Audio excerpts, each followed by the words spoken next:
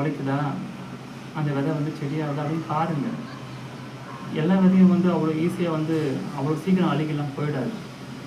ஏன்னா ஒரு விதையாக பார்க்கும்போது அதுக்கு ஒரு குறிப்பிட்ட அளவுக்கு உயிர் இருக்கும், இத்தனை நாள் இத்தனை வருஷம் அப்படின்னு இருக்கும்.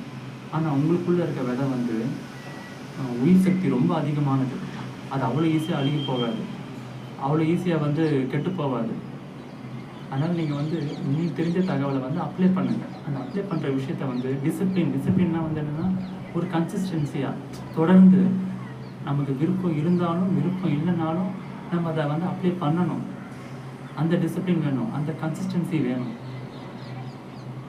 இதுதான் நான் சொல்ல நினச்ச விஷயம்.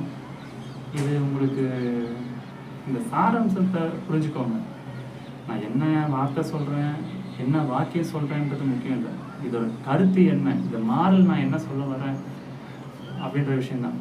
இது ஆக்சுவலாக உங்களுக்கு சொல்கிறதா எடுத்துக்கிட்டாலும் பரவாயில்ல. ஆனால் இதை வந்து ஜஸ்ட்டு ஷேர் பண்ணணும்னு தோணுச்சு. இப்படி ஒரு விஷயம் இருக்குதுன்னு எனக்குள்ளே தோணுச்சு, ஜஸ்ட் ஷேர் பண்ணேன். உங்களுக்கு பிடிச்சிருந்தா லைக் பண்ணுங்கள். இது வேறு யாருன்னா தெரிஞ்சுக்கணும் நீங்கள் நினச்சிங்கன்னா ஷேர் பண்ணுங்கள். இந்த மாதிரி நான் தகவல் மேற்கொண்டு நான் சொல்லணும் அப்படின்னு விருப்பப்பட்டீங்கன்னா சப்ஸ்கிரைப் பண்ணுங்கள். எனக்கு வந்து ஒரு ஊந்துதல் சக்தியாக இருக்கும் இந்த மாதிரி மேற்கொண்டு பேச. என்னை ஒரு கேலி சித்திரமாக பார்க்காதீங்க, என்னடா அவன் லூசு மாதிரி பேசுகிறான்னு சொல்லிட்டு. எனக்கு இது